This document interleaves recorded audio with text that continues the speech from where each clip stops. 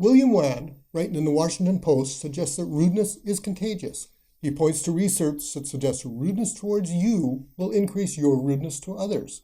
He also suggests that if you experience an incident of rudeness, you are more likely to perceive other interactions as being rude. In other words, rudeness is like the common cold. It's contagious.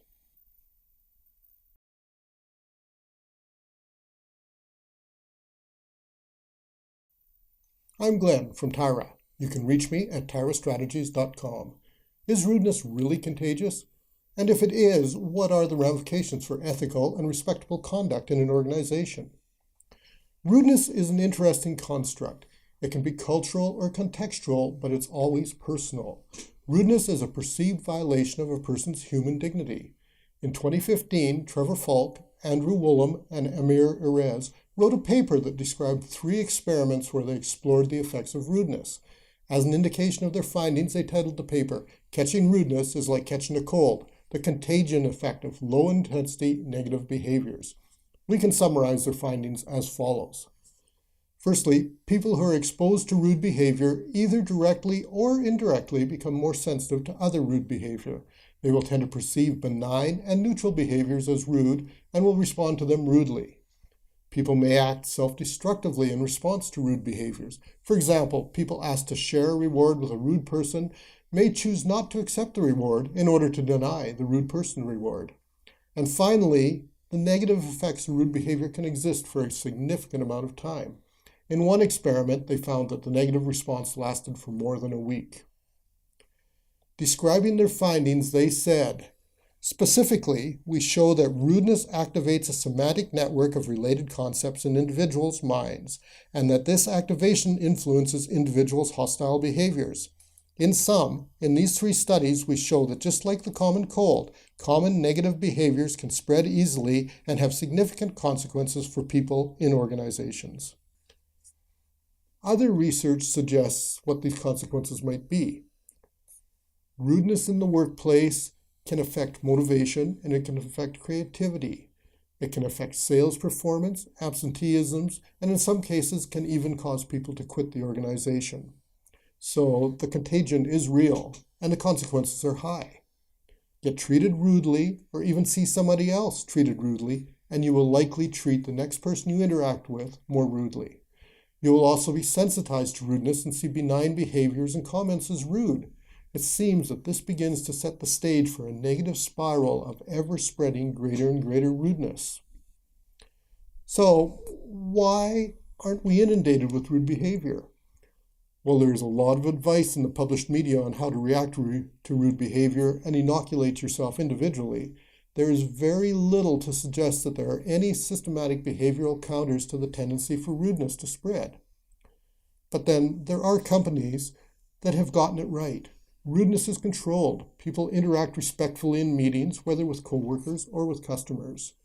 They are often seen as great places to work, partly because they've developed ways to counter the contagion of rudeness. Let's take a look at what they do.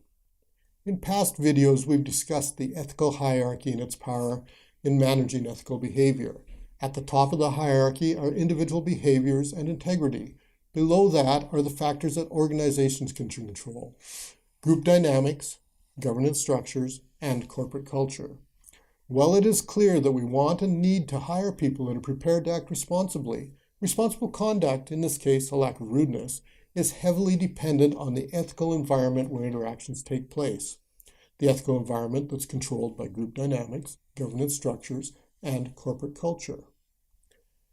Initially, we might look at group dynamics as the main factor that affects rudeness, since rudeness mostly occurs in group settings. But the things that we can manage here, such as power dynamics and the bandwagon effect, have only a very small relationship to rude behavior. We need to look further down the hierarchy for appropriate places to improve responsible conduct. But before we go there, we should maybe cover off one other topic, the idea of ego depletion. Ego depletion is still not fully established, but for our purposes, it can provide a guide to how and where we can intervene to improve responsible conduct and reduce rudeness. Ego depletion suggests that we all have a limited supply of self-control, and different things in the workplace deplete our supply. When the supply is partially or fully exhausted, our ability to maintain self-control and act responsively becomes constrained. To counteract this, we need to use governance models and build corporate culture to maximize the level of control that all stakeholders perceive in their work environment. This is one of the powers of organizations that consider themselves to be collaborative. People in collaborative organizations perceive a greater level of control in their work than people in autocratic organizations. The theory suggests that this provides greater self-control reserves that can be used to respond and maintain greater responsible conduct.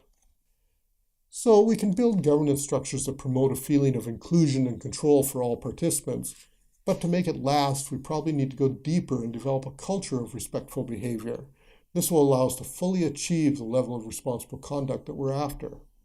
Changing culture is hard and pretty time-consuming, but if it's successful, the results will be both highly impactful and long-lasting.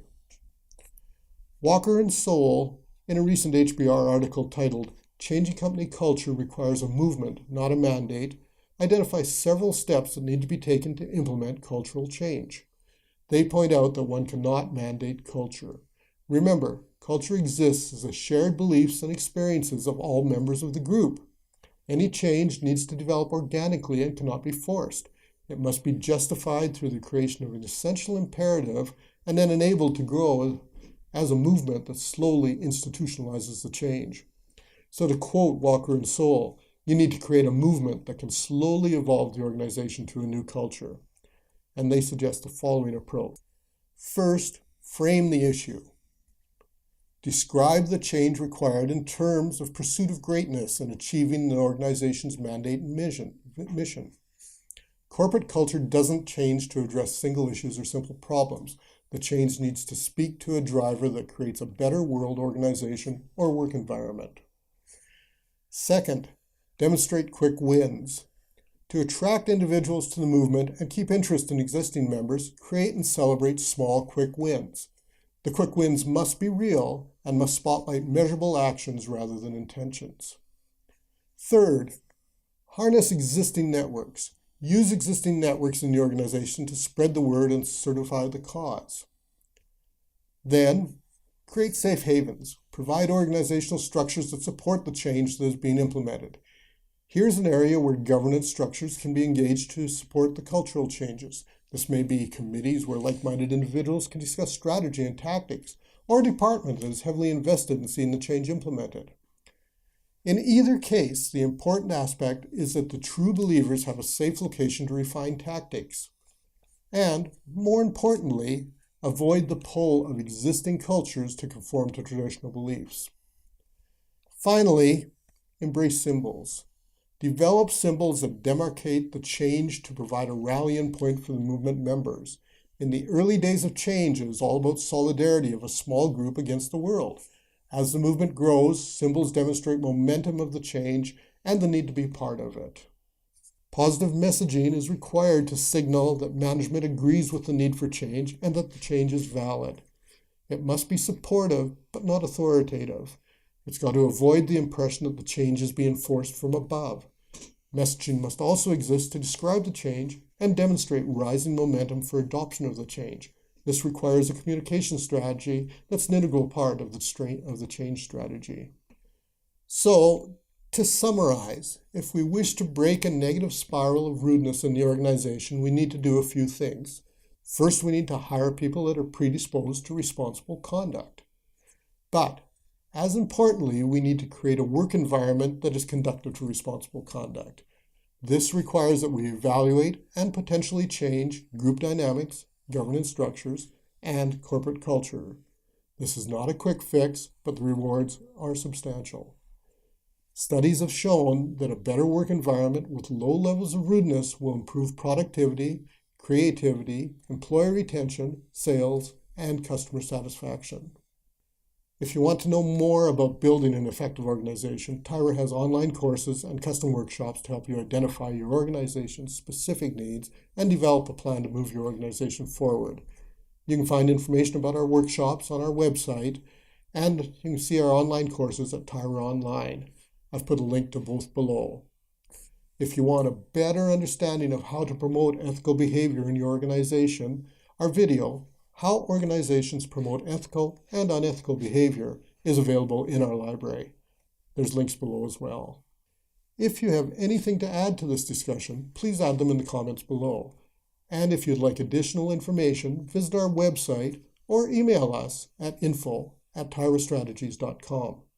As usual, like or subscribe, and since we promise not to deliver videos on a regular schedule, select the bell to be notified about the next one.